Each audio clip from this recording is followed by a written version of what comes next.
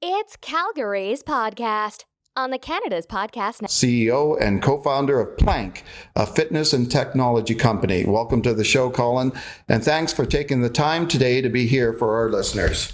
Awesome. Yeah, I'm excited to be here. Thanks for having me. Tell us a little bit about Plankk. First of all, its history and how it started and what exactly it is. Yeah. So Plankk has been around for about 3 years. It's Plankk with 2 Ks. So it resembles a fitness move is what we originally thought of when we came up with the name, but also a partnership platform. And basically 3 years ago, we thought, can we go out and set out to build a platform for health and fitness influencers that were used to selling PDF guides or ebooks online. We thought, why not actually build them an app and a platform that would allow us to do that. So the easiest way of thinking about at least the original concept of Plankk is almost like a Squarespace for fitness apps. So we've been able to go out and build these custom apps for social media influencers around the world. How did you get involved and why? Yeah, basically what we'd seen was that there was a lot of people out there that were already using these traditional PDFs or ebooks from fitness influencers and thought to ourselves, well, why don't we actually have a better platform in place to build these apps for them? I'd been in tech before and worked for another startup company here in Calgary, actually, that was in the oil and gas tech space. And just had recently actually been laid off from them and been looking at doing a bunch of different ideas. And my co-founder and I kind of brainstormed a bunch. And this was the one that we thought, hey, let's try a little crawl, walk, run strategy and go and build one of these fitness apps for these influencers and see if people will end up subscribing. What are the benefits that you see doing business in Calgary? It's interesting because we've had, copious opportunities to move to LA and other markets. LA is one that makes a lot of sense. We've got, of our 62 fitness influencers, about half of them in that area. And we're actually opening up a small office down there. We have one open and we're looking to expand, I should say.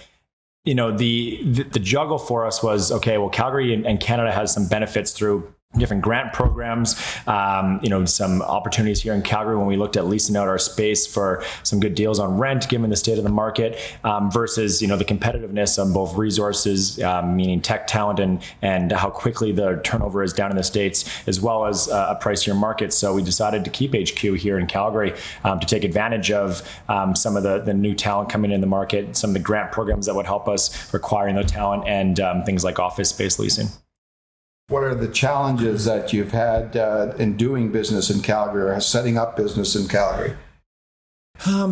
Probably the biggest thing is to that point of, there's people that are interested in tech and you can see the startup vibe starting to get going here. It's still in its early stages. People are still trying to figure out what it looks like to be a product manager, for example, or, to be a startup tech CTO and what that looks like to hire, an engineer who's got a lot of experience in Swift, for example. So, we're finding that there's a lot more training that needs to go into that to kind of build that skill set, and there are some programs that are helping with that, but, we're hopeful that, the pipeline is going to continue to build itself. And there's a bunch of companies out there that are trying to bring people here to Calgary. But it's a matter of actually building that proper skill set so that it just raises the bar of the tech talent in general here in Calgary so that we can all win together. Why would you recommend this city to entrepreneurs who are looking to maybe start a new business? Yeah, I'd probably say one of the biggest things about Alberta that we get excited about is, and Calgary in particular, is obviously we have an entrepreneurial spirit.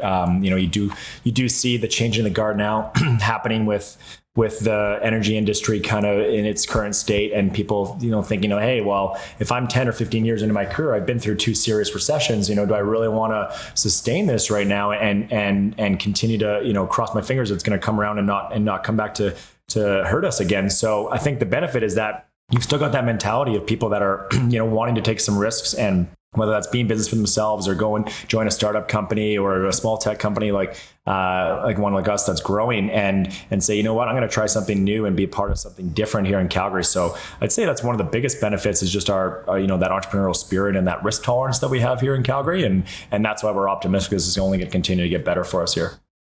Where do you go or what do you do as an entrepreneur to sort of disconnect from work and maybe get inspired and think about businesses and your business in a different way? Yeah, huge fan of podcasts. So definitely try to spend my time with a diverse set of podcasts. So, how I built this is one that is really incredible, just to be able to go and listen to the stories of some of the most successful tech founders out there that I really recommend. But then I'll try to balance that, yin and yang of, the work hard and then also work on the personal life as well. So, whether that's listening to podcasts like Sam Harris, Waking Up is a strong one I really recommend. To that point, I also try to meditate and yoga and get fitness. And obviously we're a fitness focused company, and just making sure that, that balance is being brought to my own life in order to then bring that positive nature and energy to, our business every day and our team. Mm-hmm. What are you most excited about the business right now? Absolutely. Our latest product will be Plankk Studio. This has been something that we've been working up towards for a long time. Plankk's been, really fortunate to have the success that we have in our short 3 years of becoming the world's largest fitness influencer company and working with, a total social reach of 120 million people. And it's kind of cool that that's headquartered here in Calgary. And with the launch of Plankk Studio, what we've done is we've hand selected our top creators to actually come onto the platform, which is really easy, or best described as like a Netflix for health and fitness, where people can actually consume live or on-demand workout classes at their fingertips wherever they are. And so with the continued product development and user growth that we've had there, and the excitement that we're seeing with both the users loving the product of these live stream classes that they can actually attend with their favorite creators, and the creators that we put on the platform being able to connect more with their community. This has always been the vision of the company, is how do you bring an influencer closer to the community through technology? And the live streaming classes and the accountability that comes by way of this virtual studio that Plankk Studio represents has been really exciting for us, and we're only getting started. What's your vision for down the road with the company? Yeah, so I mean, that's where it gets really, really exciting with what we're doing with Plankk Studio, is that we see that just continuing to grow of how we connect the community with their influencers that they're really drawn towards. That they no longer need to go and say, okay, I'm going to sign up for this fitness class that I have to drive towards and takes 20 minutes to get to, an hour to work out there, and 20 minutes to drive back. I'm able to actually just sign up for a class, work out with my favorite influencer right in the comfort of my home, and get a true boutique experience from the comfort of their home or hotel room or wherever they are. So when we think about the vision of what Plankk Studio is doing, is it's making these more high quality workout experiences accessible. And, we see that platform continuing to grow, beyond just these live stream and on demand classes, but just a full fitness experience of how people are actually able to get that and bring it into their lives. Because obviously the fitness industry is something that people really value and continues to grow. And we're excited to be a part of it. Now, in hindsight, when you look back at what you know now, what kind of things would you wish you had known at the time you started the company that you really know now? Yeah, I mean, obviously there's always something new that can come up every week where you're kind of like wishing that you've maybe done something differently in what you're learning. But obviously just moving forward is the best thing to do that, especially in a tech world where that moves so quickly. I think for us, probably one of the biggest things that, we've now rectified that's really, contributing to our success now is really just putting the user, the consumer first. So, Plankk's in an interesting position where we're kind of B2B and B2C, in that we manage a lot of our partner influencer relationships and try to make their brand and their company successful while still managing the end user and the consumers that are actually, at the end of the day, paying our bills. And so, those consumers and users come by way of a follower of each one of these Instagram influencers that we partner with. And, I think early on, we didn't put enough emphasis on just how important each one of these followers really were at the end of the day, and how much they mean to every influencer partner that we work with. So, we've since learned that lesson and ramped up things like our support team and user-focused, copy and messaging, and just making sure that we're taking care of them, because ultimately, at the end of the day, that's what makes our partners happy and makes Plankk happy. So, what's the best piece of advice you've ever received? Yeah, I mean, tons.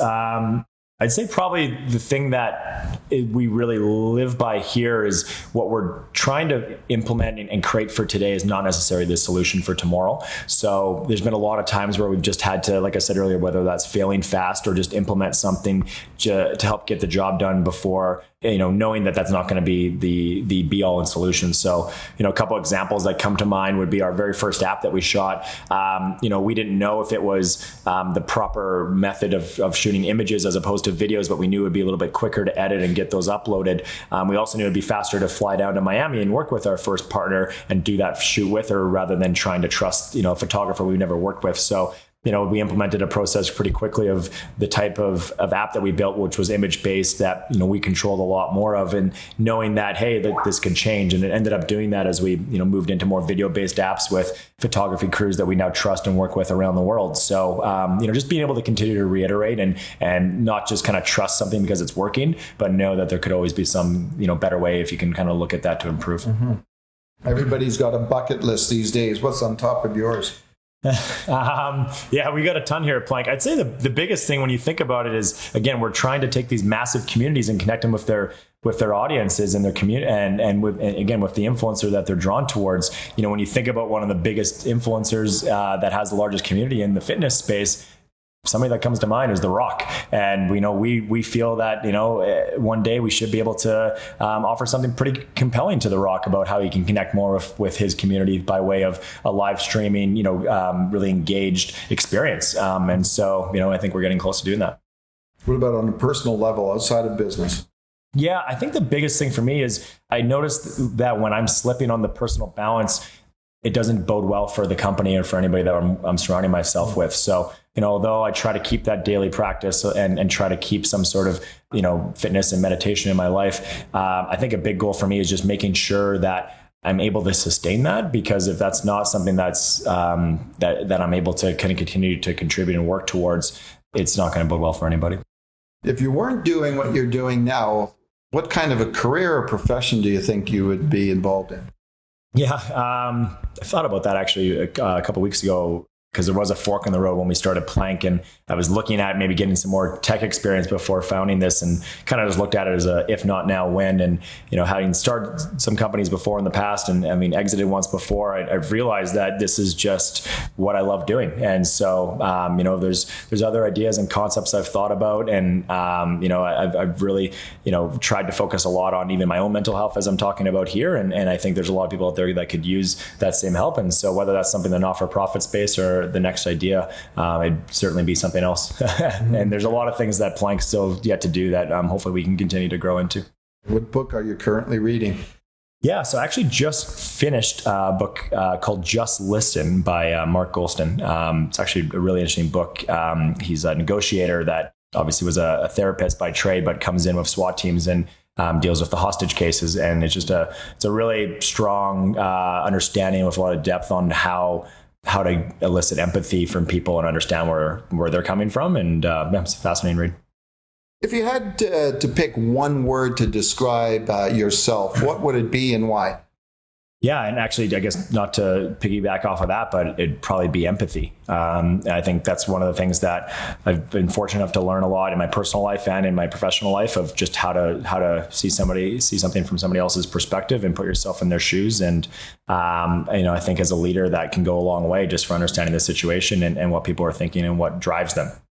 Now, is there anything right now that's keeping you up at nights that's worrisome for you? Definitely. The most interesting thing that has been a problem that's hard to solve because it's got so many layers to it. I just feel like you're always just peeling off another one off the onion. Has been scaling. No longer am I worried about starting a company, building a brand, making that profitable, finding a place in the market. It's once you've done that, scaling a company is really tough, and just the decisions you need to make and the processes and people you need to find in order to kind of level up. So yeah, that's something that is just a constant reminder at night or anytime during the day. Now, outside of Calgary, is there a place anywhere in the world that you enjoy visiting as your favorite place? Been fortunate enough to travel a fair bit, so thankful to have visited a lot of different countries and cultures. Probably my favorite place that always comes to mind when people ask me that question is Japan. There's numerous reasons on the culture side, the cuisine side, the history, everything that's really interesting from a business perspective. What's what's fascinating about it that a lot of people don't understand is, Japan was just shunned from the world after World War II. They didn't have any partners. They didn't take the deal, and then the Hiroshima bombing happened, and obviously didn't have any allies in the East as well. And so, they were kind of in a corner, for decades there, and became this Western version of Asia, that became really innovative, creating things like Six Sigma and becoming an automobile manufacturer powerhouse. And even today, 23 of the top 40 oldest companies in the world are Japanese. And there's just a lot that's said about their integrity and how they do business. And I find that really fascinating. I haven't done a lot of business with Japanese people, but I'd be really interested to do that. But yeah, Japan just always intrigues me, and I can't wait to go back. Do you have a daily routine that you follow almost religiously?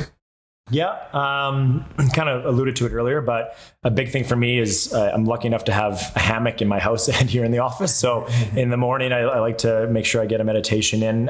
Sometimes I'll just do that on my own, or sometimes I'll use an app that helps me, depending on where I'm at in the rust cycle of that. But I'll try to meditate almost every day. Then it's really trying to get to the office and get at it. I tend to be thinking a lot before I go to bed at night about what my next day looks like. And that's why that meditation is important for me in the morning to set that day up. And, when I get home from work in the evening, I'll try to get some sort of fitness in of either yoga or running, or I play a lot of tennis as well. And then back to work for 2 or 3 hours at night before doing it all over again the next day. I'm going to ask you kind of a different question here. So imagine there's a small, beautiful tropical island in the middle of the ocean with only one phone booth and no internet. Now, we're going to drop you off there with no technology at all. At any time, you can use the phone booth on the island to call the boat to come pick you up. Now, how long would you last before making that phone call, and what do you think you'd be doing on that island? Yeah. To be honest, that sounds like paradise. Yeah, I mean, I love the equator. One of my goals in life is to live by the equator at some point. As much as Calgary is beautiful right now for these 4 or 5 months, and, I'm confident in building a successful tech company here, I certainly want to have a chapter in my life that is closer to the sun. And yeah, that sounds pretty good to me. So I would imagine myself probably never going to the phone booth unless, I needed to somehow work a deal with the guy to bring me some supplies to start up some sort of coconut stand business or something. It depends if there's other people on the island, but it sounds like somewhere I'd want to set up shop and make it work. Excellent. Is there anything you'd like to leave us with today that I didn't ask you about? Yeah, I'd say, probably the biggest thing, when we're talking about business in Calgary, in particular in the tech space and the startup space is, we're at a really interesting time right now where people are really excited. There's a lot of people that get excited about getting into this space and wanting to know where to start. And some have some applicable skill sets, some don't, and that's all okay. And there's a lot of great ideas and leaders out there. And I think what, is exciting is seeing more and more people start to rally together, and where I'd love to see more, and feel free to reach out to me because I'm looking for this myself. If anybody's listening to this, is I'd love to see more people that are down that road, whether having started a company, exited a company, going through, issues like us with scaling, and having us connect more. Like one of the benefits of these A-type cities of tech cities around the world is that they do have that community where they can go and learn from each other. And although we have a lot of good mentorship programs and there is some money here, we need to kind of rally together to get more of that confidence, both for the investors and for the people coming into the space, to kind of get that a little bit more cyclical. So, that's the precipice that we're at right now in Calgary. That's exciting, is I think we're on the verge of doing that. And I'd love to connect with anybody else that's interested in the same thing. Okay. Thanks, Colin, for being our guest on Calgary's podcast today. Awesome. Thanks again for having me.